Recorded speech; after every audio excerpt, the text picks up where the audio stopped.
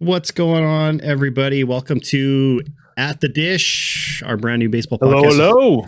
With me, Tango, and my co-host here, Noob. The show noob. The show We Noob. can just go Are we by just noob going now. Noob? I don't know. It's not about. We just go by noob. It's about the show, as in baseball. I guess that's still why the game is called the show. But That's true. Road to the Show was named after the show, so might as well the show Noob. Just the show noob. What's going on? Not much, man. I'm just excited to talk about baseball. I mean, off season is here, and things are about to get in full swing with that. So the stove is about to be turned on high, hopefully.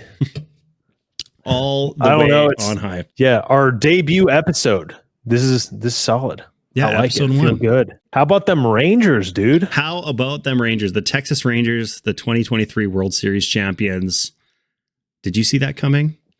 I did not see that coming. In fact, I don't think a lot of people saw them even making the playoffs at one point, like during the later portion of the year. If you would have asked me, even when they were playing well, like maybe a month after the All-Star break, if I thought that either team that was in the World Series was going to make the playoffs, I would have said no. I did not think the Diamondbacks or the Rangers were going to make the World Series. Me neither, man. Especially the Snakes, unfortunately. They had like one of the worst skids of anyone. Well, besides maybe the Athletics, but their whole season was a skid, I think. I think they lost like something 9 in a row to start August, and then it was not looking good after leading the division. And then they finished the season like 16 games back of the Dodgers or something.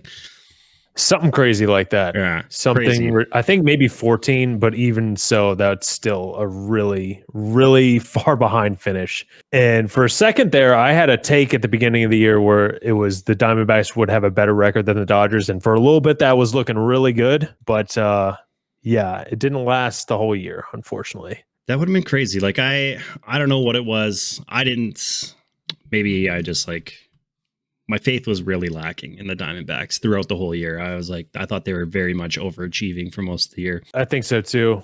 I thought that they were one of those sleeper teams that like, oh, they could be exciting, like a good come up. Like this is a year they're going to come up, but not like get there. Yeah, so, they have a lot of say they arrived early. Super exciting young talent that's really fun to watch. Like Corbin Carroll was insane. Definitely, I don't see him not winning Rookie of the Year this year. No, it's like it would be almost impossible to beat him out. Even though Senga had a good year, but still, Corbin Carroll just did it all. Yeah, and I mean, James Outman, I think he's the third one who was in the finalists, right, for NL Rookie of the Year. He had a solid year, but again, I mean, Corbin Carroll was like the first guy ever to have 25 and 50 in his first year or something like that. I think so. That's an outstanding year. And he's only 22, 23. Yeah, he's going to be good for a long time. They got him on, he signed a 9-year extension. Is that what it is? I think. I'm not even sure. I think so. I'm not sure either, but he's going to be good for a long time. It was almost reminded me of Alex Anthopoulos and the kind of deals he gives out. Alex Anthopoulos is a wizard, man.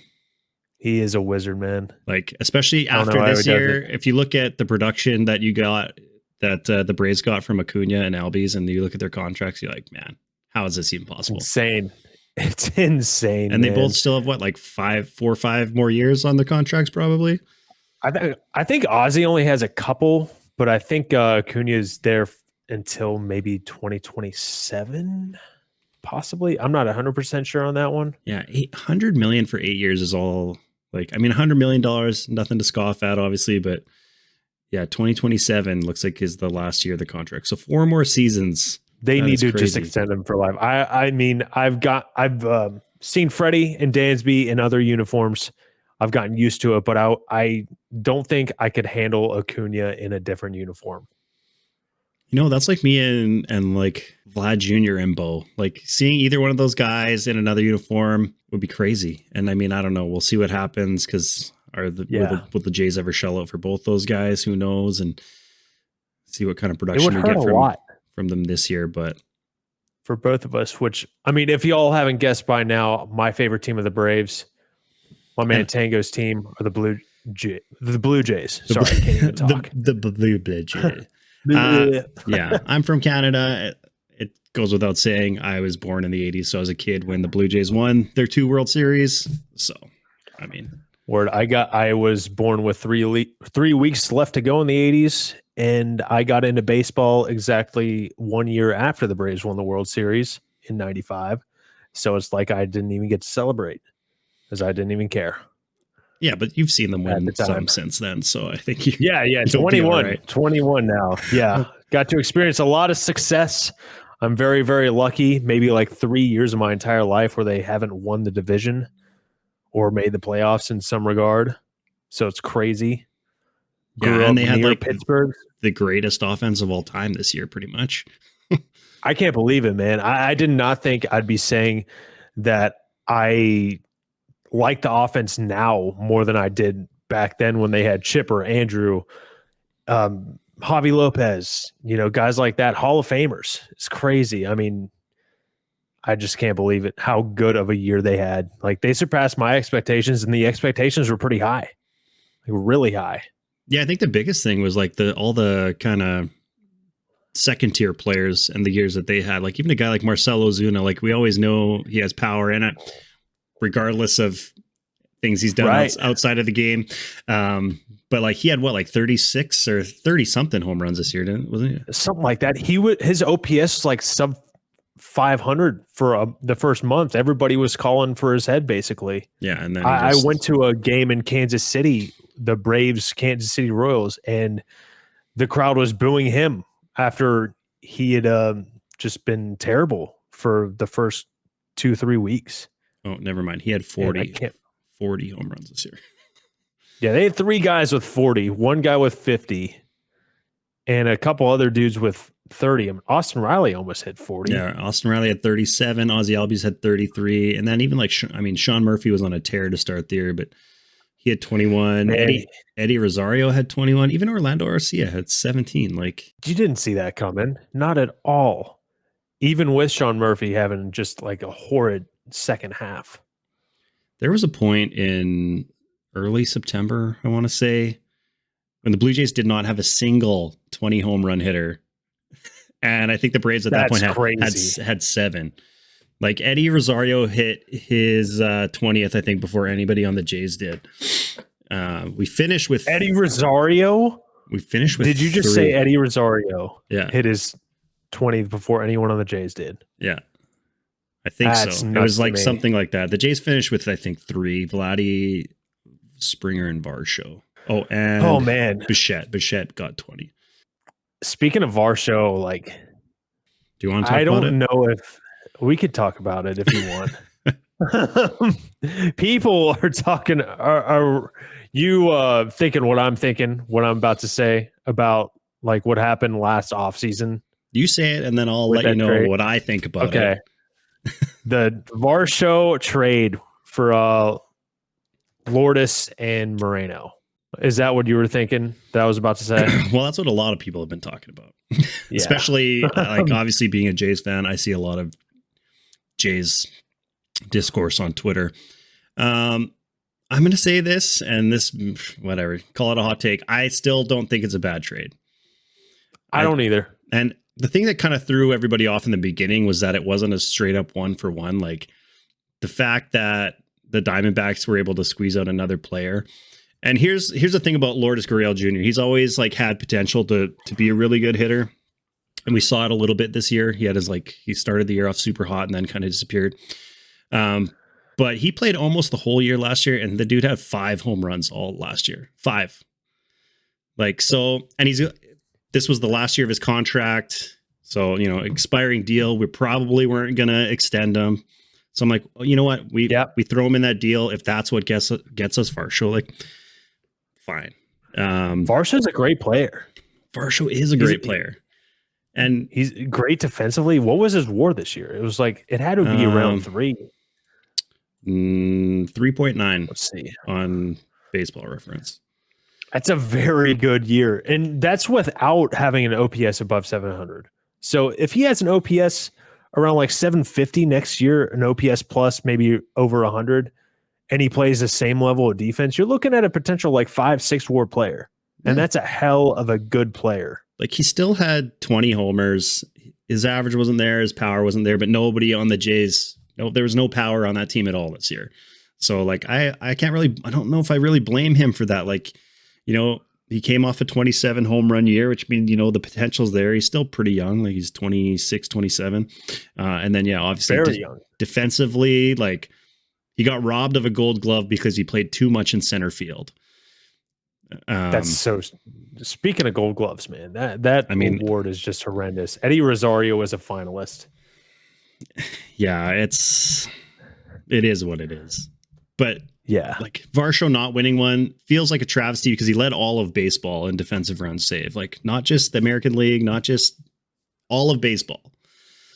He was number one. He had, I think, like 27 defensive runs saved, but he played almost 50-50 in center field because Kiermaier was injured for a bit. And when we were facing lefties, we didn't want to run out two lefties in the lineup. So both left-handed hitters. And Kiermaier won the Gold Glove in center. So like, I'm not mad about nuts, that. Man. But I think playing like half the games. Yeah. Playing like half the games. He won the Gold Glove. That's crazy. 2/3 maybe. I don't know. But yeah, Varsho, amazing defensively. And like Moreno didn't have a great year. He had an okay year. Like regular season. Yeah. He hit some time. He had timely hits in the playoffs. Both of them did, him and Gurriel. So then it's just like everything is just, you know, just recency bias. If he doesn't do that well in the playoffs, no one's talking about this trade in hindsight. Mm-hmm. Hindsight's always 2020. Even if do the Blue Jays get to the playoffs or get further in the playoffs with those two guys? No, they don't. I don't even think they make the playoffs with those two guys, to be honest. I think you're probably right. Or it would have been like maybe. I think Teoscar was the worst bat to lose out of the three of those guys. And even him being on the team wouldn't have made much difference to us this year because like the problem wasn't who we brought in. It was Vlad, Springer, Alejandro Kirk, Bo Bichette, Matt Chapman, all having like below career or worse years than last year. All of them. Like, yeah, even Bo was like great for 70% of the season, but his OPS plus and I think WRC plus were both lower than last year. So like, support your players got to perform. Yeah, like our core players. Like if they don't do it doesn't help when you're like superstars and award caliber players are not doing well. Then you're not going to do very well as a team. Yeah, and most of the guys we brought in, like Brown and Belt and Kevin Kiermaier, I'd say both exceeded expectations. They both just kind of got injured at the wrong time of the year. And same with Danny Jansen. Danny Jansen, I think, is especially power wise, he's like the most important hitter on the Jays, and he missed half the years. Yeah, he had not in 23, but 22. He went off as far as power goes, like 20 bombs maybe. 300 ABs. He set a career high for home runs this year. This year, okay. Yeah, so he played 72 games last year, hit 15 home runs. He played 86 this year and hit 17. He was actually better last year. Played a little bit less. 14 games less, but 142 OPS plus last year. But if you look at, basically still very good. His last two seasons, like Danny Jansen's last two seasons, is basically it's 158 games, so almost a full season. 32 home runs, like pretty solid. Looking at like a 120-ish OPS plus, like an over 800 OPS. Yeah. That's a very good player. So like missing this guy down the stretch was tough for us. And that's the other thing with the whole trade. Like Gabriel Moreno wouldn't have played this year. We had Alejandro Kirk who came off a Silver Slugger season, regress. Like, but you still have Danny Jansen and Kirk on the team. Like if we would have kept three catchers and had Moreno, like maybe he plays 15 games this year. Like, yeah, I don't think he would have had enough chance to like show what he could do for him to actually earn playing time, or he would have maybe played a bunch in AAA and like killed it there and then maybe got called up. It's kind of what happened last year. But like, that's the other thing with this whole thing with the Jays. Like we had all these guys on our team in 2022 and the offense was amazing. We did just as good in the playoffs. Like we needed to switch something up. So were they home in the playoffs at all? We were at home last year against Seattle. Okay. That was the infamous 8-1 game. but we were not going to talk about that. Yeah, we don't have to talk about that. We don't have to talk about that. But we can move on. You know what? Maybe that's different. That's a good point though. Is like the reason why we lost that game wasn't because scoring runs. It was because of our defense and our bullpen, which are two things that were massively improved in 2023. And then all of a sudden our offense regressed. Like, I don't know. I still think, well, we'll see what team we end up with by the time this opening day rolls around. But last year, even halfway through the year, I would have said that the Blue Jays had the highest ceiling in the entire league, but we just didn't come even close to the potential. I agree. Like, I think a lot of people picked them as favorites to win the East in 23. A lot of people. Oh yeah. I saw like a lot of early World Series, at least like making it to the World Series predictions. Some people choosing them to win it. Yeah. But I could have told you 2 weeks into the season, they were not going to do anything in the playoffs again. That's crazy how you were right about that. When you know, and if you've watched enough, you can just see it happening. And just like the first game of the year, Alek Manoah coming off, arguably a Cy Young year, just gets absolutely lit up. The first game of the year. Yeah, it's not good to see. It's not good to see at all. And then because he started the very first game of the year, which was in St. Louis, and then he started our home opener, and it was like almost the same thing. We ended up winning the game, but it was like, actually, I think we won both games. But he's still like, it was just like, ooh, this is not good. And then obviously like the whole rest of the year happened with him, and that's a whole nother who would have thought that the Jays starting pitching would be their strength with Manoah going down like that? With Manoah gone. Yeah. Yeah, it's crazy. He was like heavy or like top 5 Cy Young favorite in the AL coming into the year, I feel like. Yeah. Very, very good pitcher. I don't think anybody had any faith in Yusei Kikuchi and not much in Jose Barrios coming into 2023. And both of them have I'll tell you who had faith in Yusei Kikuchi. Who's that? This guy. Did you? This guy right here. Had him on the fantasy team. Did very, very well for you, boy. Man, despite my below 500 winning percentage in the league. He was great. He was very good. Saw him pitch live. It was nice. Solid. I did not know he threw as hard as he did. Did not know he had that type of velocity. Yeah, he'll get up to 97. It's pretty good. And his curveball was really good this year. He was good. I mean, like lots of our starters were kind of up and down. And the Blue Jays as a whole, I think we had the worst plus minus in the first inning, or like run differential in the whole league, or like something like that. It was bad. Our guys like would just give up runs, and we would never score in the first. We were down like all the time. And it was just, that's tough. I can't say I know anything about that. Yeah, the Braves, you guys averaged like 5 runs in the first. It felt like something like that. It was so good. It was so good. I loved it. Every time I'd check the scores, it'd be like Braves 2-0 already in the first. I'm like, this is like, Acuna's just getting on base. Like he swipes second, someone comes up, drives him in. Doesn't even need to be like a double in the gap or anything. Could be a fly out. Acuna tags up, hits third, then maybe a base hit, maybe another sac fly. Who knows? How did the Jays sweep you guys? Like, how do we sweep the Braves? Dude, I don't know, but I got a sweet Blue Jays out of that deal. Thank God. I got something out of that for sure. Chris Bassett turned in the performance of the year. That was his complete. They looked good. After that, that was before I was sold on the Braves being a just team of our generation or something, team of the last couple decades. Mm-hmm. Offense, at least. I was not sold on that yet. I was like, they're doing really well, but after this sweep, I don't know. Maybe they're about to hit a cold streak, because I know they started out 2022 with a pretty rough couple months. Like they were not looking so great.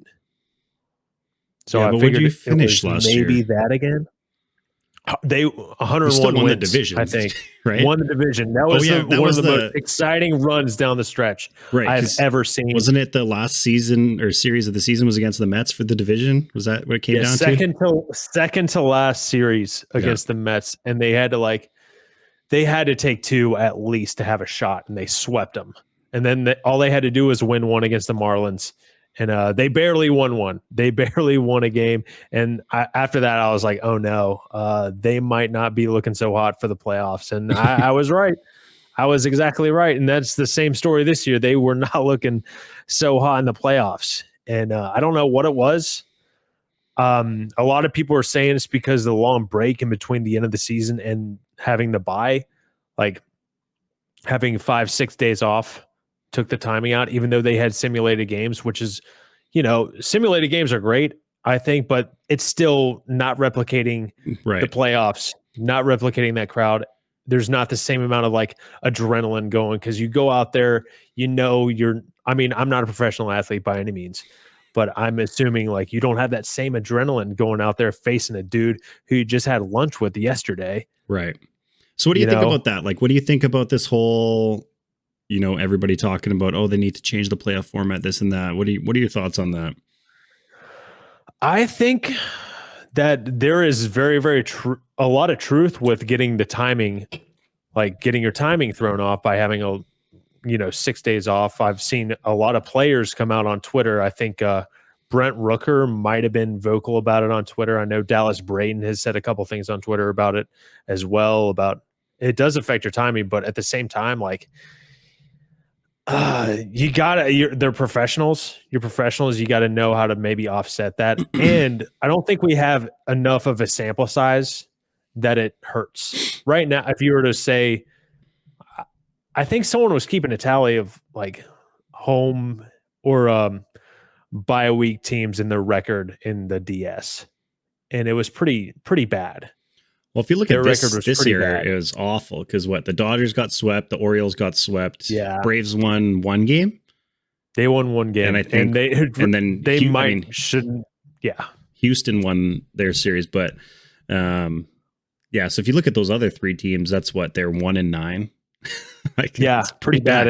And like the discourse on Twitter, everyone's like, the Astros know how to do it though. Like that, that is true, but there are outliers in a lot of things, and they could be an outlier, but also these 2 years could be outliers. Yeah, maybe the bye does help. I don't think they should change anything yet. Give it like at least 5 years. See how it goes for the next few.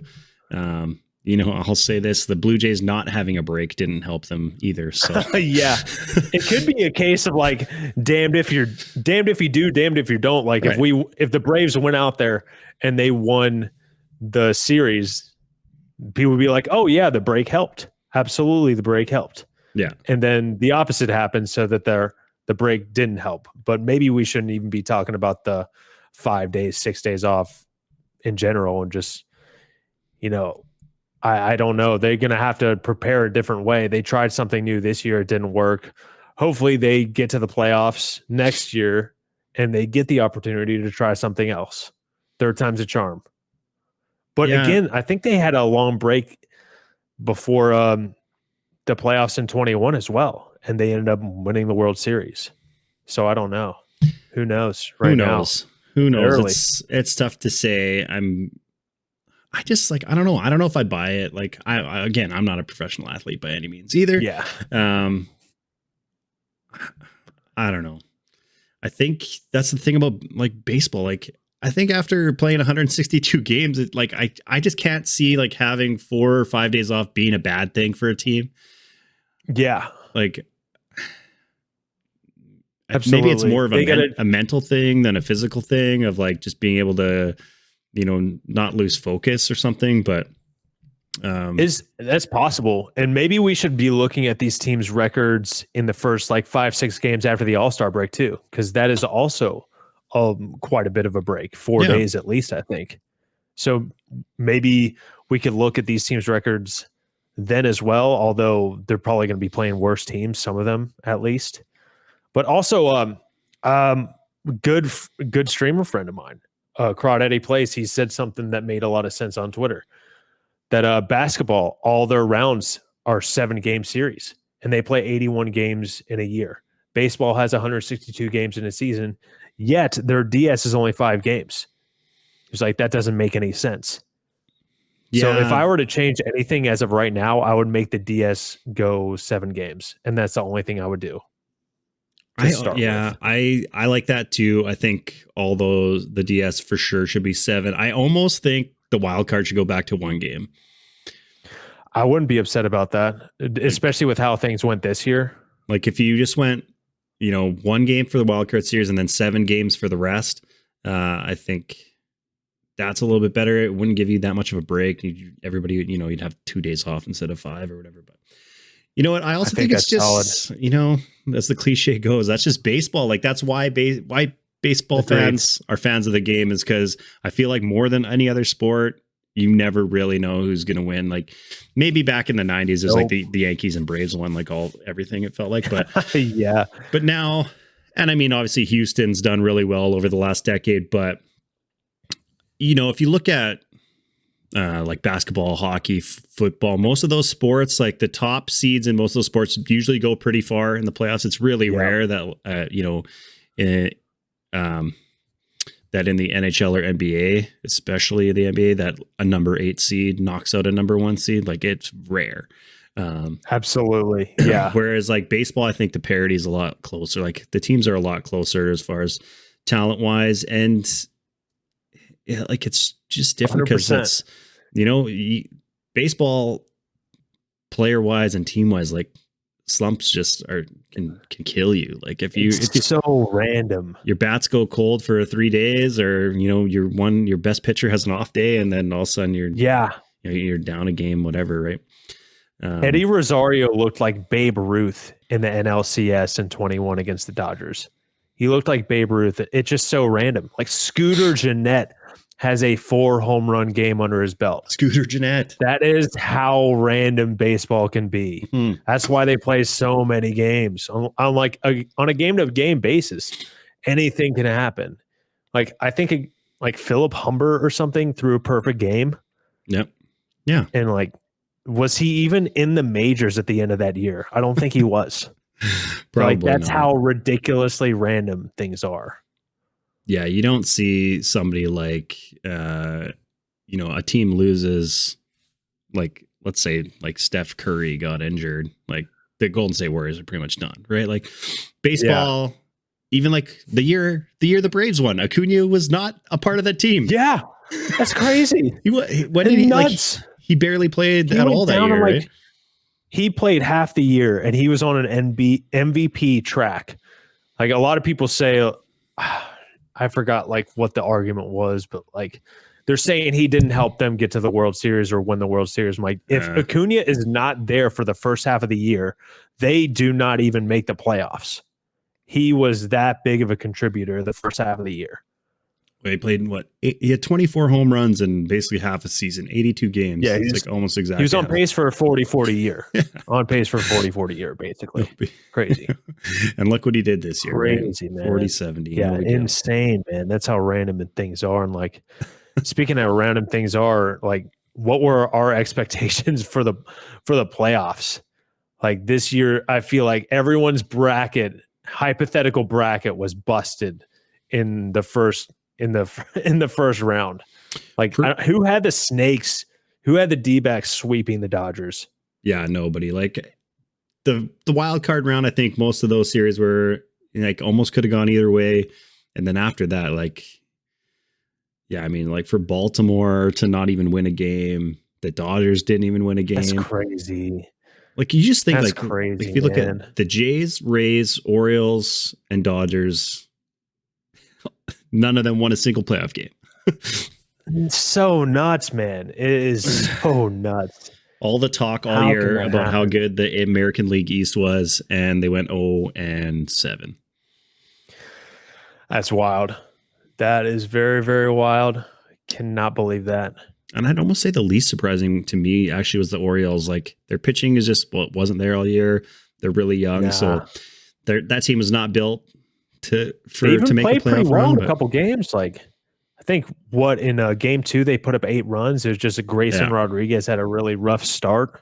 Oh yeah, they were down 10-0 in like the third or something, wasn't it? Like something like that. Rangers they still fought and like almost came back. Not quite enough.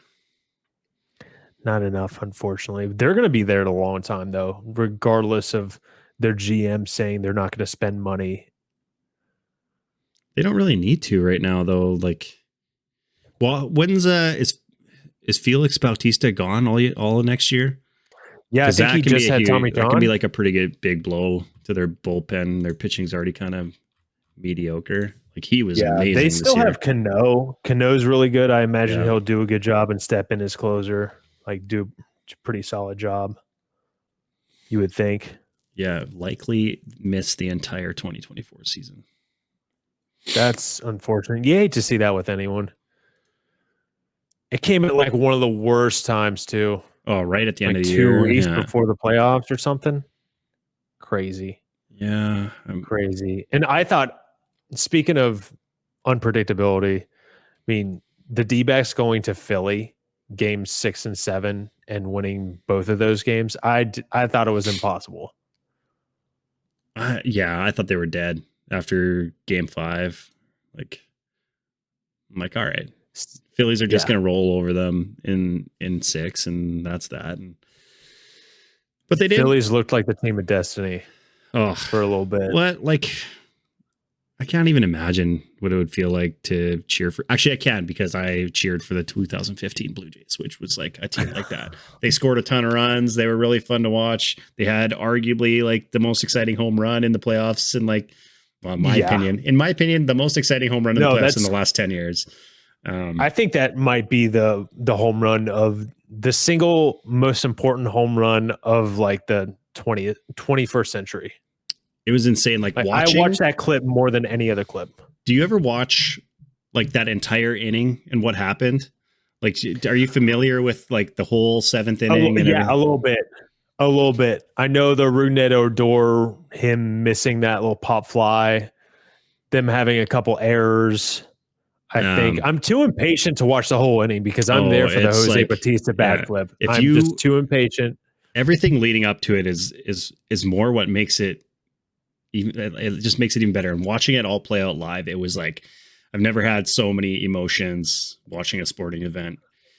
Like, I think in my adult life anyway. So in the top of the 7th, it was the game was tied, I think 2-2 or something like that. And this weird play happens where Texas had a runner on third, and then Russell Martin goes to throw the ball back to the pitcher, and Shin-Soo Choo's in there like doing his thing to get ready for his at bat, and it hits his bat. The ball hits his bat coming from the catcher, goes out of play, and they scored. And it was like a big thing, like, oh, is this a dead ball? What's going on? The umpires ruled that it was a run and it counted, and the whole stadium went nuts. Like, everybody was like booing, stuff was getting thrown on the field, which I'm like, I do not condone that at all. It's like, it was a really bad look for Jays fans at the top half of the of the inning. But it was just like the weirdest play you've ever seen. And it's like game 5 of that series. And you're like, what is going on? Like, we can't lose our lead or like go down because of something like this. You're just like, this is wrong. So that's outrageous. I was unfamiliar with that. So that's how the Rangers got the lead on that play. And it's just like, you're just watching this. You can't, like, I can't believe it. Like, this is the most bizarre, stupidest thing ever. Finally, everything calms down. We go up to bat, and literally 3 batters in a row, the Rangers make 3 errors. It was like nuts, dude. Like routine grounder, like a pass to second base on a double play. They go to steal third or not steal third. We were bunting to get the guy over to third, and like the throw gets dropped at third. Should have been basically like 3 up, 3 down. We would have been going to the 8th inning. All this happens, and then eventually Bautista comes up to bat with 2 runners on, and then obviously you watch it. The place goes absolutely ballistic. Loudest I've ever heard in MLB Stadium, like at least through video. And if you watch, I've never seen. Like, if you watch, like, it's just shaky watching him run around the bases because it was so loud that all the cameras were just shaking. Like if you listen to any of the players or anybody talk about being there, they're just like, it was insane. Or people in the city, they're like, you could hear it from like 10 blocks away. Like, you could just hear. That's like crazy. This. That's crazy, dude. Jose Bautista's face during that AB, like, I've just never seen anyone more like locked in and just with determination just written on their face. Never seen anything like it before. Oh, he was out of an at bat. Oh, he was just ready. Nuts.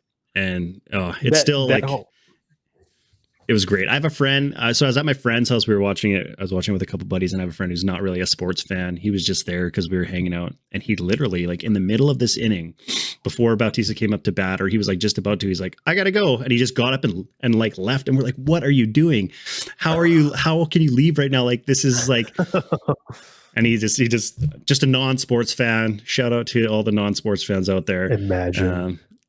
And he just like left, and literally it was like less than 5 minutes later this happens, and then me and my other friend are just losing it in his basement. That's fantastic, dude. I'll never forget where I was when I watched that happen. But I mean, you like amazing. The Braves had some big time, like Jorge Soler in 2021, just launching everything in sight, 6,000 feet. Oh my god, that ball is still like in orbit. Was it like that ball is still game one? Right? Was it game one? Like his first at bat was just. Yeah, I think it was first pitch of the World Series, right into the Crawford box. Is like a laser. And Charlie Morton striking out Jose Altuve, I think, on a broken leg, like because of a comeback or like hit it. I thought they were done. Their pitching was already kind of like, don't know really how they're going to line up the starting pitchers. And then after Charlie Morton like got a fracture, I'm just like, oh man. That is not good for the rest of this series. They need to capitalize on like the first couple games. They did. Dude, they did it. I can't believe it. Get back to 2023 World Series. This year's World Series. I guess, what did you like? I know you were on vacation for most of it, like, but what did you think? Did you watch? Like, were you trying to watch as much as you could, or?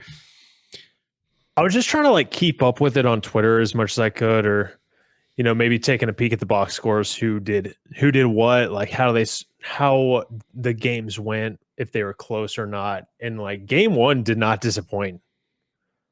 Game one I think that was game one, right? Where Corey Seager hit that game time bomb in the ninth. Yeah, game time bomb in the ninth by Seager. Man, and then Garcia walked it off in the 11th, I think. With the walk-off bomb. Adolis Garcia, man. What a just ridiculous postseason.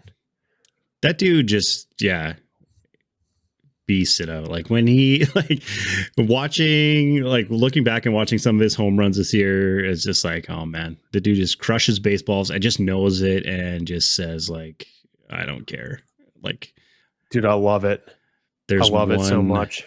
I watched I forget who they're playing. He had some walk-off bomb. He literally just like stands there, basically rips his jersey and like, and just like ran around the base, slowly trots around the bases after. But yeah, I mean, game one was crazy. It started out just like insane. And then, like, I was kind of a victim of this too. Like it just, I don't know if it's because of the teams or what. It was like it's a World Series and I watch as much as I could, but I also I found myself not super engaged in it compared to the last few years. I can kind of understand that. Like I know the ratings, or I don't know what the ratings are and everything, but I mean, these are just two teams that are not huge markets, and I don't think a lot of people expected them to be there, of course. So yeah, I don't think a lot of casual fans watch, but a lot of diehards, no matter what. There was a graphic they showed that was saying it was on track to be, at least like TV wise. And I don't know how it works with like streaming services, or like if you're watching through, you know, like, I don't know what networks and stuff, but like a network TV streaming, if you watch it through that, does that count? But it was on track to be like the least watched World Series of the last like 6 or 7 that they showed.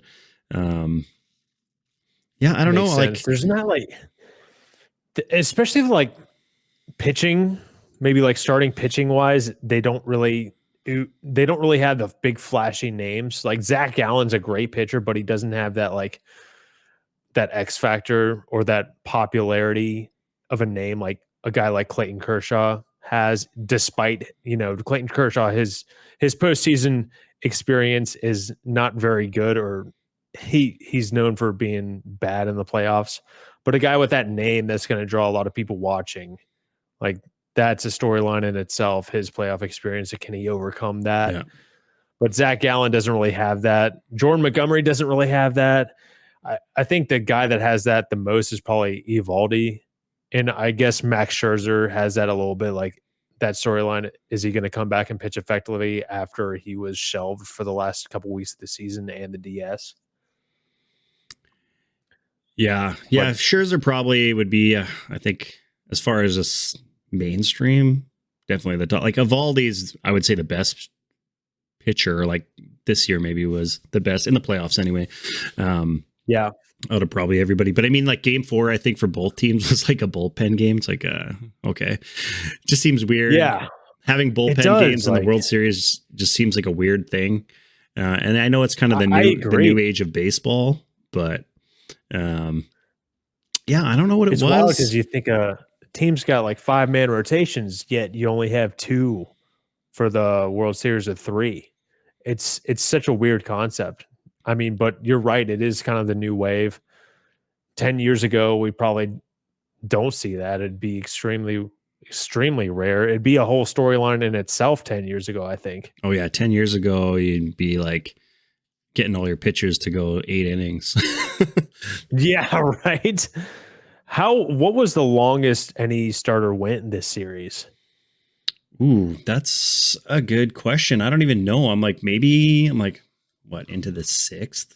I feel like Zach Gallen. I think you're right.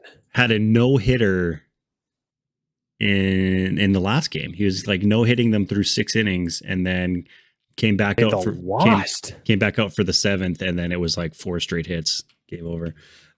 That's crazy. I think a lot of people thought that the manager was going to hook him or give him the hook like they did the Padres did to Blake Snell in what was that 21? Yeah, or like the Blue Jays did with Jose Barrios this year. Or that was the Rays that did that, I think. Yeah.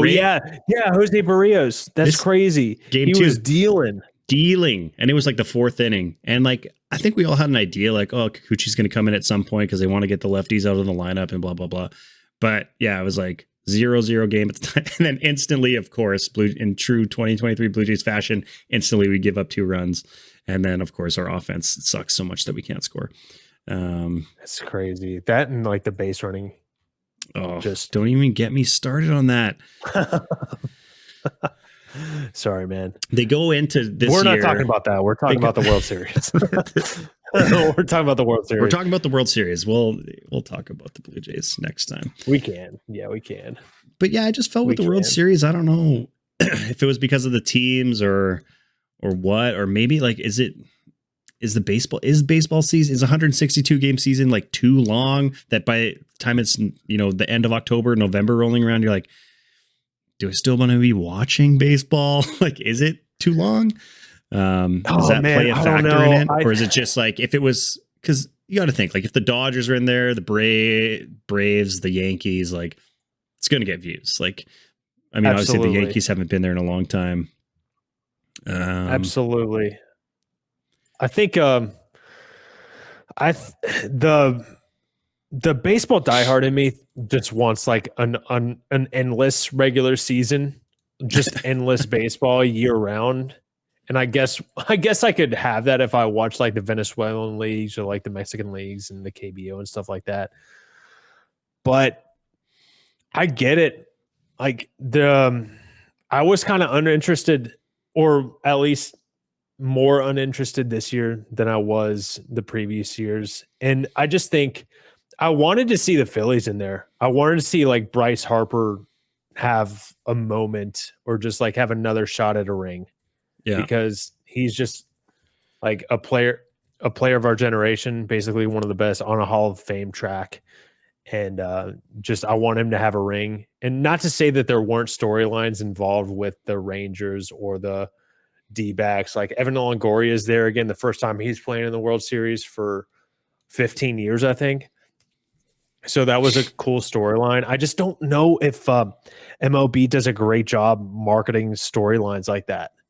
I think a lot of storylines are, flushed out by guys on Twitter, maybe like Fuzzy or big baseball names. Like I know Baseball is Dead podcast, listen to a lot, and they put out interesting storylines that they talk about as well. Like another storyline maybe that not a lot of people think of, but I'm sure Mets fans think of, like Jacob deGrom and Max Scherzer on the same team in the World Series, but it's not the Mets.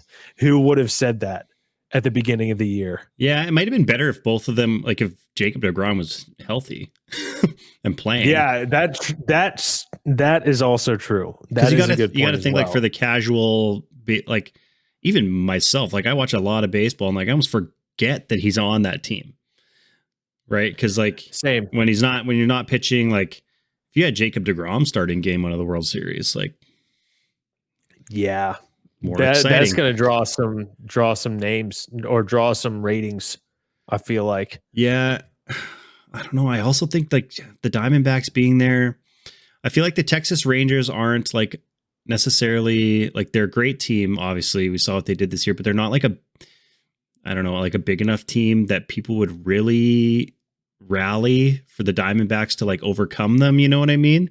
Like as an underdog, like not like when the Diamondbacks beat the Yankees in the World Series, that was like nobody that's like more compelling. Absolutely. Even if it was like the Astros and Diamondbacks or something like that. I think that would have been I think Astros Diamondbacks could have potentially gotten more higher ratings. Yeah. Because it is kind of like David and Goliath. And I think the Rangers were an underdog anyway. So it wasn't a David and Goliath situation. It was more of like a David versus David situation where it's like not extremely compelling from like an underdog standpoint. Yeah. So like who's even like a star power even in this? Yeah, like Corey Seager's probably it. Yeah. Like Semion's obviously really good. Finally people are starting to recognize Adolis. Yeah. Yeah, he's definitely been good like for the last couple of years. Made a name for himself in the playoffs. And the Diamondbacks have, again, like we talked about, a lot of really good young players, but I agree with you. Having Bryce Harper in the World Series would have been better.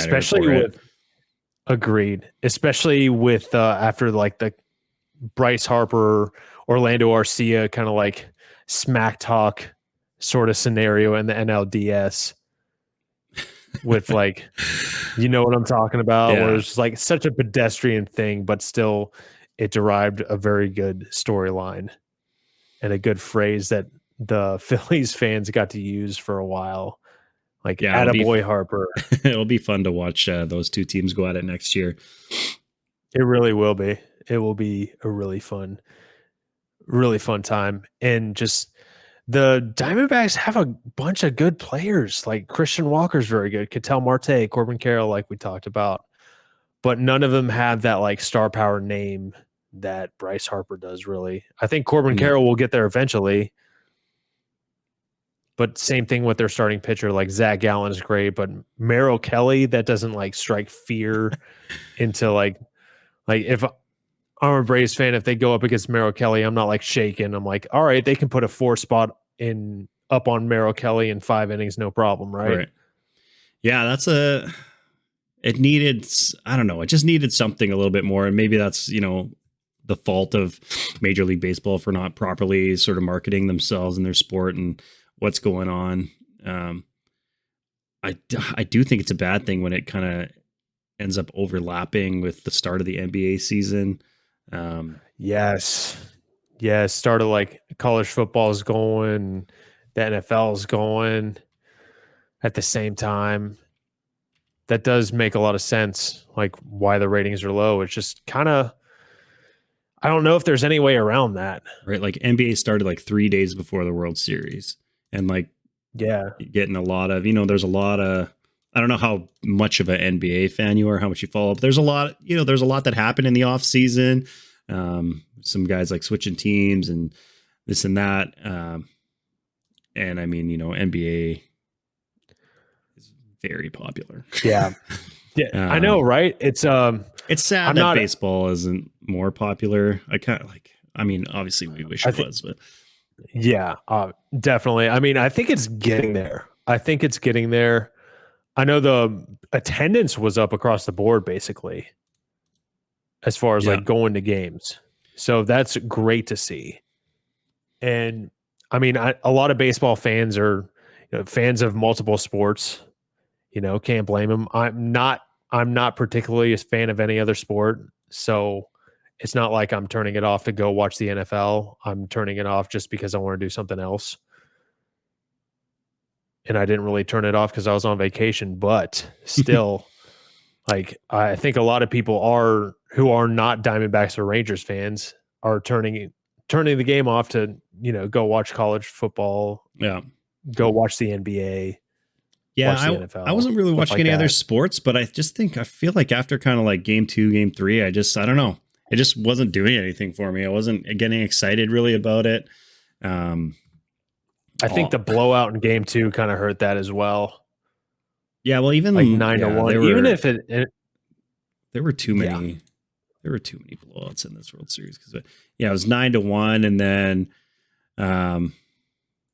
then game 4, 11 to, it ended up being 11-7, but it was 10-0, wasn't it, at one point? Yeah. So I think you're right, because I remember looking at the box score and I was like, oh, I don't even need to keep up with this game because the Rangers have it wrapped up pretty much. When it's already. 10-0 in the third inning, check it again. That leaves you with about 2 hours of baseball that you don't really. You're not going to watch. Yeah. People are turning off the game probably, especially all the D-backs fans that don't need to watch that anymore. Yeah, it's tough. Yeah. Like, you can't predict that, like, stuff that happens in games to make it not as enticing. I feel like overall, like, that was kind of the problem. There were just like way too many sweeps in the playoffs this year. I was hoping. Thankfully, both championship series went to 7 games, but like, we didn't have a single wild card series go 3 games. I know, right? It's funny because like the wild card series, it's either game 3 or a sweep. Yeah, and they're all sweeps. I was really hoping for some game 3s. Like, when your team goes down in 3 days after the regular season's over, you're kind of just like, oh, that was short. And I know it was so short. And I think, unfortunately for Jays fans, and unfortunately for Braves fans too. I mean, Braves didn't get swept, but it felt like it. It felt like a sweep, to be honest. They shouldn't even won game 2. It was an amazing win, but man, they looked dead the whole time. And I think having those non-competitive series kind of set up the whole playoffs as far as like, wanting to watch or seeing close games. Like you said, I'm very, very happy that the CS, the AL, and the NLCS went 7 games. That was really sick because that's what I wanted basically from the start of the playoffs, is just to see some competitive series. And we didn't get that like a lot of the time. Like the DS, did any DS go 5 games? Was there any DS that went 5? No. That's crazy to me. 2, like, Astros beat the Twins 3-1, Phillies beat the Braves 3-1, and then the other 2 were sweeps, 3-0, 3-0. That's crazy to me. I wonder when the last time that's happened, that there were no game 5s. I don't know. Because even like I'm just looking at last year, 2022. So we had 1 game go to 3 in the wild card. 1 series go to 3 games. Sorry. So yeah, Toronto got swept, Tampa Bay got swept, St. Louis got swept, and then the Padres and Mets went to 3 games. And then there's one series that went to 5, but only 1 sweep in the DS last year. And then the championship series was sweeping 4-1. Oh man. Okay. And then 4-2 in the World Series. But it was also, you had the Phillies, like the last 4 teams last year was Houston, the Yankees, the Padres, and the Phillies. Like, so. Yeah, all of those are big time teams. Big time teams, a lot of expectations. So it makes sense that it was like more even though the Padres and the Phillies were the 5 and 6 seed last year, like, it's still both of those teams, Phillies with bigger markets than the Diamondbacks. Definitely, especially Phillies having Citizens Bank. Like, that alone is makes things exciting just to watch. Man, just to that see place that crowd. just looks absolutely insane. It does. I've been there, but it was for regular season games, and it was during the week. It was never crazy like that. Oh yeah, watching like Schwarber and Harper just launch like 500-foot moonshots, and the crowd just going berserk. Yeah, Yeah, especially against the Braves. I mean, just division rival. God, I would love to have been a Phillies fan during that series. Unfortunately, that is not the case. I just want to see the Blue Jays win a playoff game again, man. We haven't won one since 2016. And I mean, I went through 20 years of not even making the playoffs. So like, I'll still take making the playoffs over not. Absolutely. But we're 0-6 in our last since 2020.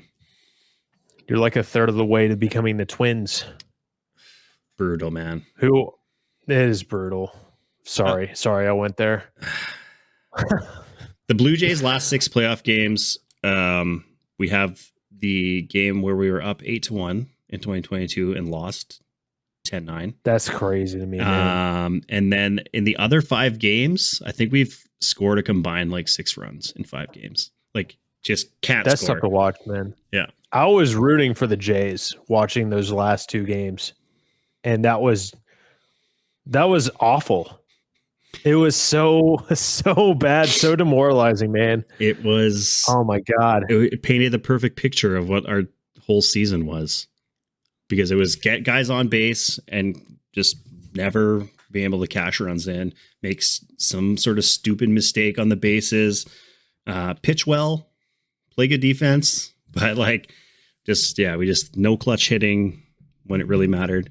And yeah, just like dumb base running errors. We gave up like so many runs on the bases this year. It was pathetic. That's rough. That is rough. I mean, and rally killing double plays, hitting into rally killing double plays. We love doing that. Matt Chapman, man. Matt Chapman, why do you do that to me? Oh, why would you do that to us? It's like as disappointing as watching the greatest offense in the history of baseball get shut out at home in Game 1 of the DS. Yeah. Shouldn't happen. Brutal on both our ends. That's why we came together to make this podcast, because we're depressed. Just to be sad fans of our team. Sad boy hours for sure.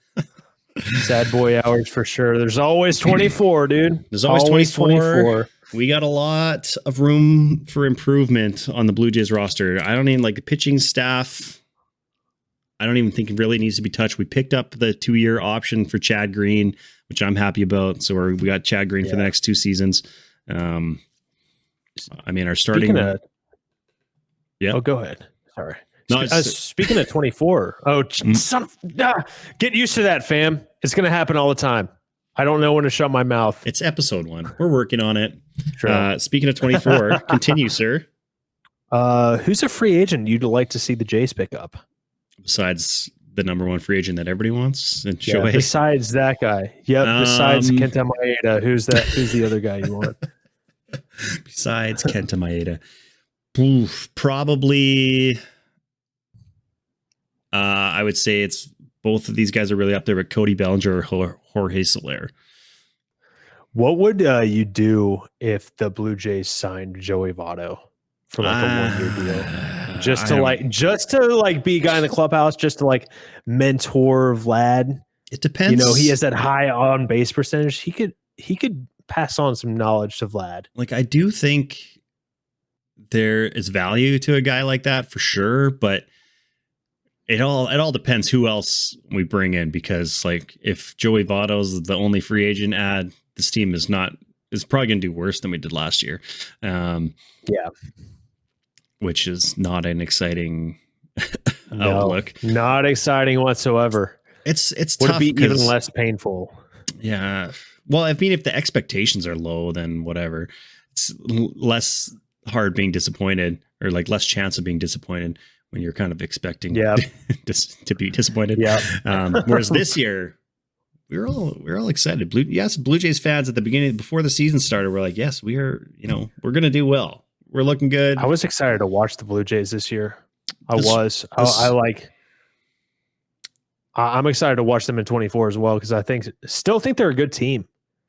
I don't know how Springer is going to fit in though. Like I was actually browsing his baseball reference page this year, and he's gone down in production like every year since 21, like a steady decline. I know he's getting up there in age, but is he still like a full-time player in your eyes? I think so. This year is hard. Like I'm trying not to judge too much on 2023 because everybody was pretty bad compared to what we thought they were going to do. It wasn't like just True. him. It wasn't just Vlad. It was like everyone on the team. So I'm kind of hoping that it's a bit of an outlier because 2 years ago we had like a good offense, and 3 years ago we had like a amazing offense, and like most of the guys are still there. Like, and all the young core guys are there, and then Springer's kind of that, mentor guy. Like I'd rather just keep George Springer around than bring in Joey Votto. Like Springer can still play every day. Absolutely. It's kind of the same role, and no, Joey Votto's amazing. I think he'd bring a lot of value, but I don't really want to see him in the lineup every day. Not on this Jays team. I don't think he would be in anyone's lineup every day. Yeah. But, and I'm not saying like the Jays, that's the main guy they go after or anything like that. I'm talking just like, a little piece for the clubhouse, bench bat. He gets maybe 200 ABs depending on like how healthy he is. I would almost rather have I know health has been a problem. Just be on the coaching staff. Maybe after he retires. First player coach in how long? Yeah. Maybe. Coach. That'd be hilarious. Or that's, I think, one thing that the Jays are really missing is like somebody who had a really good amount of success in the majors on their coaching staff. Recent success. Like we have Don Mattingly in there right now, but there's a lot of negative talk about him lately. So I'm not going to get into that. That's a guy that doesn't like Ronald Acuna. That's a guy that really doesn't like Ronald Acuna Jr. But like if they brought in a guy like Votto and next year, or Jose Bautista, Edwin Encarnacion, some of these guys. I saw.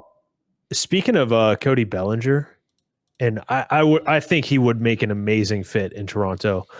I saw somewhere that he was projected like 10 years, a 10-year deal. And I'm just like, there's no way. I wonder if way he gets a 10-year deal. If last year really no chance screwed with everything, because like everybody, especially all the shortstops, they all got like 10+ year deals last year. Like that's nuts, Turner, man. I think those deals are going to age horribly. I think Dansby Swanson's deal is going to be is going to age the best. Because like Bogart's got 11 years. Who else signed last year? Was there another shortstop that Bogarts, I'm not thinking? It was Correa.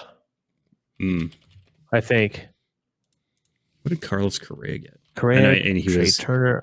I think Carlos got 6 years. I think 6 years, $200 million. And then, which is wild. Trey, 11 years.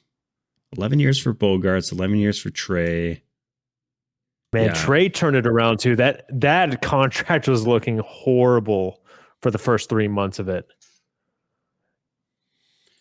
Until he got that standing ovation. Turned that their whole team. Wild, man. Turned that whole team around after that. Because they weren't shows off to that a great the mental game is no. Turned that whole team around pretty much, like you said. Because the whole reason the everyone said the gap between the Braves and the Phillies was huge.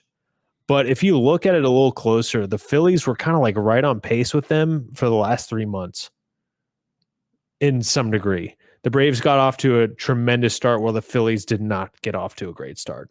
But they finished I don't remember what their separate records were for after the break or anything like that, but I think it was very, very close. Within maybe 4 games or something like that.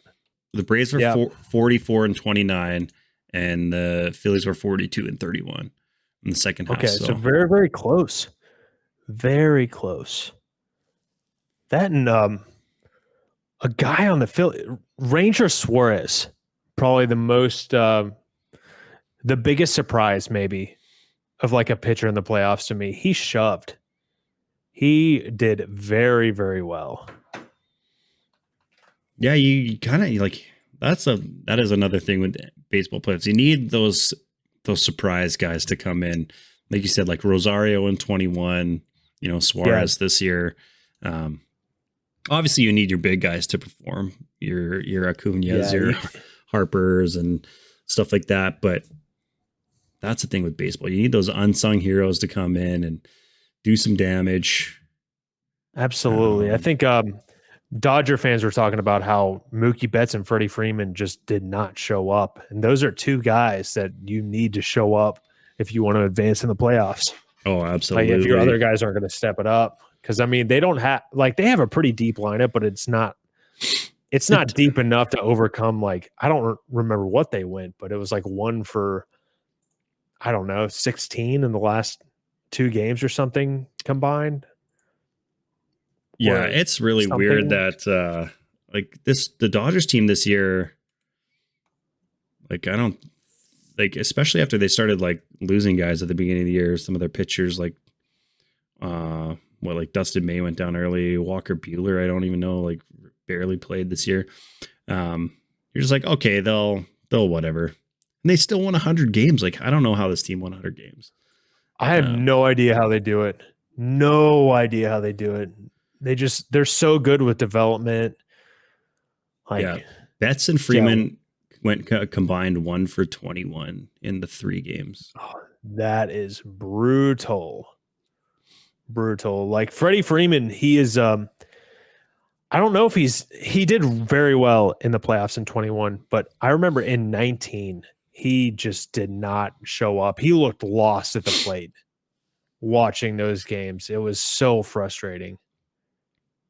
So frustrating because they were always a big hit away from taking that series. And then they let it get to game 5. And what did the Cardinals do? They put up 10 runs in the first inning. So that was a big, that was great. I almost drove down to that game. Freddie went 4 for 20 in 2019, that series against Seattle or St. Louis, not Seattle. It seems like less, man. It seems like way worse. I would have, you told me he hit 200 in the playoffs in 19. I would have been like, there's no way. Now, breaking news, Ron Washington is the Angels' new manager. Ooh. Yeah, I just saw that. I'm going to miss him. He was so good for the Braves infield. Just for the team, the whole team in general. He was so good. I think a big reason why Austin Riley has stepped up defensively, and Dansby Swanson, he's Gold Glove winner now, 2-time Gold Glove winner, I think. So good for that infield defense. That's it. Wonder how that is interesting. The old Angels are going to do this year. Do you think the Angels have a shot in bringing back Ohtani? Do you think he's gone for sure? Do you think they can? I think he's gone for sure. I think he's definitely gone. That is such a weird season. I can't remember a stranger season than the 23 Los Angeles Angels. Them going ham at the deadline, getting Giolito, getting Ronaldo Lopez, getting Grichuk, CJ Cron, and then letting them all go on waivers. I think, what did they lose? 7 straight games after the deadline? It was 2 weeks later. They were all, here you go. Take them. Yep. Yep. We made a boo-boo. We messed up. I remember watching it happen, and I was like, they should have just traded Shohei. You could have got one of the craziest hauls ever for a half year of Shohei on a contender. You have to get something. I thought, I get it. I was happy. At the time, they were bordering on the wild card, but I don't know what the outlook on Trout's injury was at that point before they brought in all those guys. And then obviously, I think it was good. Yeah, he barely played after that, and he shut it down. He probably shut it down himself, I think. Where he was he came back for 1 game and was on the IL just the day afterwards. Right, 1 game. Oh, Mike Trout. Crazy season, man. Crazy season. I'm interested to see how their offseason goes. Because they don't exactly have a great something happened with my computer. We still here? Yep. Okay, cool. Yeah, I don't know. I think it's crazy how they also said they were open to trading Trout. if he vocalized it. I think Yeah, that would be something else. that would be something out. Like they would have to eat a portion of his contract. Oh yeah, for sure. I don't think that's gonna happen. I can't see the Angels and Mike Trout they just like go hand in hand. They really do. The Angels, Mike Trout, and not making the playoffs. All those three go hand in hand. Oh Unfortunately, man. Yeah. I hate it too. Like I'm not trying to that. It sucks. I wanted him to be in the playoffs so bad, especially like after the World Baseball Classic. Like he hasn't played in a meaningful game like that since his first go around in the playoffs, which was the ALDS back like what 2013, something like that. Yeah, something like that. Like how many people watched that World Baseball Classic final? It's probably got like I wonder what the rating was on that. That was like honestly to me, that was probably like the most exciting baseball moment of the year, and it didn't even happen. It happened before the season started. Absolutely. You couldn't have even drawn it up any more perfect. Like Shohei against Trout for the last out of the World Baseball Classic. Yeah, that was insane. That stuff like people say that before the World Baseball Classic even started, that'd be a sick ending. Like no one actually thought it would actually happen. I don't think. No, like so many things have to go a certain way to have that exact matchup with a game on the line. This guy versus this guy. Because who knows, like the way things could have worked out, like Ohtani could have started that game, right? Like maybe you have that matchup early on. Either one of those teams could have just not made the final. It's crazy. Like, it all just worked out. And yeah, I was like glued to my seat watching that happen. That was insane. I was too. I didn't even have cable at the time, but I don't know how I ended up watching it live. I think someone was streaming it on Twitch illegally, and I was like, I gotta catch this. I gotta catch this. Like this is something that's never gonna happen again. Yeah, it was amazing to watch. And then it was amazing. It's really sad that those two, it's highly likely now with Ohtani being a free agent, but like that they never played not even one playoff game together, let alone like made a run or anything. Two of the best baseball talents that we're ever going to see in our lifetimes, at least. Very sad. I feel sad. Very for, sad. Now, like Angels fans, because like what's that? Like 4 years in a row where it's like preseason expectations are high, and they usually start out pretty well, and then it just like straight down the dumps. They got some good players. It seems like they can never put it together. I thought they had a good shot this year at winning maybe like 90 games. Decent little roster. I don't think they have a great farm system right now either. So it's like, what are we looking for? What are they looking forward to right now? Let's see. I'm pulling up their top 100 prospects or the MLB's top 100 prospects on MLB.com right now. Seems like I don't know if it's like the most reliable. Like they had like a couple of the young guys did well. Like what's that catcher? The young catcher. What's his name? Ohtani and like Zach Neto. Yeah. Like those kids did pretty well this year. I like those kids. Nolan Shenwell. He's 98 on. Yeah, he's 21 years old. 98 on the top 100 list. He had a decent little year. I mean, only 29 games, but he hit 275 on bases, 402, 330 slugging though. That's pretty low. So he only had one home run and 109 at bats, and first base is not somewhere where you're like, yeah, I'll take a guy who hits 5 to 10 home runs in a year. Yeah, but he didn't really strike out that much. 19. He had less strikeouts than walks. So I mean, that's encouraging to see, albeit a small sample size. Yeah, it's hard to judge those 29 games at the end of the year for a 21-year-old and a non-contending team. It's really hard to. Yeah, who knows what that's going to translate to? Like, well, that was like, I don't know. Do you hear about Davis Schneider, the guy the Jays brought up, who went on a tear? He had, I think it went down as like his first 12 or 15 games. He had like the highest OPS ever. in the history of the MLB, or since all that stuff That's was nuts. and then he ended the season, I think, 0 for 30. It's crazy, man. Because you just like, oh, they find the holes in his swing, and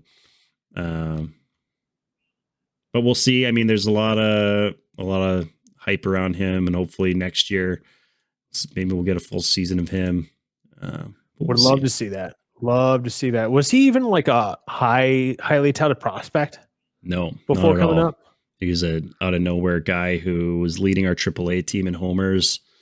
Got called up to come help us out, and then went yard in his first AB off James Paxton, and this went nuts for 3 weeks, and basically he played a big part. We brought a few guys up at the end of the year, like him, Ernie Clement, and this kid Spencer Horwitz. They all played a pretty big part down the stretch, in the Jays kind of doing well. The one thing I'll say is, I don't know if it's a hitting coaches or if it was because of the robo umps and stuff in the minors, but like those kids, they came in and they had good approach. So we'll see what happens next year, but need more of that. Need more of good approaches, man. Yeah, more good approaches. After last year, we need anything that's going to work. So yeah, definitely, man. Definitely. Like, what did the Braves change for next year? I mean, like, what can you change? I don't know. How can that team get better? You can't. You can't. And if you do, like, it's crazy. It's crazy if you can get better off of that. Just play better at the right time. Do the same thing. I think so.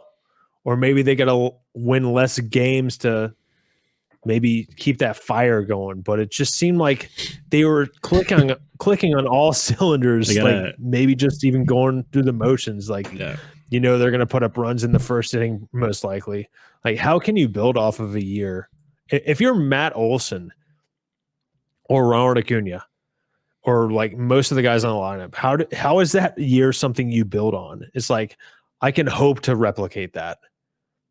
Hopefully I can become within 80% of that year. If you're Ronald Acuna, if you go 30-60 again or 30-50 again, it's probably a great year. Yeah. And maybe like you even hit a little bit. Yes. Like shoot for the wild card series so that you don't have any days off at the end of the year. That's what I'm saying. Like a body in motion stays in motion. You all need to stay playing games. Stay playing games. You're going to be all right. I feel like the Jays would have done better if they would have had 5 days off. But I also don't think that, because we were just doomed from the start last year. Yeah, I agree. I don't think the time off is why the Braves lost. Like, I think it might have altered their timing, but at the same time, it ran into the Phillies factors. Who were just the Phillies were on team a heater. Of destiny at the time. They were the team of destiny for a couple weeks. Crazy. I mean, they took down the Marlins. Who would have thought?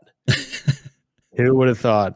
Team of destiny. But still, like, they looked so good in that wild card series against the Marlins. I know it's the Marlins, but still, they looked really good. And then the first game, just shutting down the Braves. They looked really good. I think all the way up until game 6 against the Diamondbacks. Yeah, they did. Yes, they did. And Rangers, I think it's because they weren't even facing Aaron Nola or Zach Wheeler in game 1. They're like, oh, Ranger Suarez, definitely hitting this guy. Definitely putting up runs in the first like we've done all year. That's not the case. Ranger Suarez did very, very well. Pitched very, very well. How can you argue that? 0 runs against the best offense of all time, pretty much. Yeah, that's crazy. Crazy. And now their starting rotation looks pretty weak next year as of right now. They got Fried, Strider, and Charlie Morton top 3, but the last 2 spots, Kyle Wright's out for the whole year in 24. AJ Smith-Shawver looked really good in his brief time. He gave up 7 home runs in 25 innings, though, so that's quite alarming. But he's still very, very young. That's something that will get better, I think. But I really hope they go out and get a starting pitcher. Well, they're going to do something because they always do. Yes, they will do something. The I Braves would don't love, just go around and not sign people to come play for them. So, yeah, or they trade. make trades. I don't know if they sign anyone crazy. I remember someone drew up a hypothetical about trading Max Fried to the Padres for Max Fried and some other guys in the package for Musgrove and Juan Soto, and I was like, oh man, I would love that. I would absolutely love that. I would rather them extend Max Fried, but if they can't do that, that's something I'd be on board with. Yeah, that'd be pretty. And I love Max Fried. I wonder if the Padres, what it's going to take, or if they move Soto at all this year. Like if they keep him, I don't think he's going to move this off season. And if they do well, like if they're,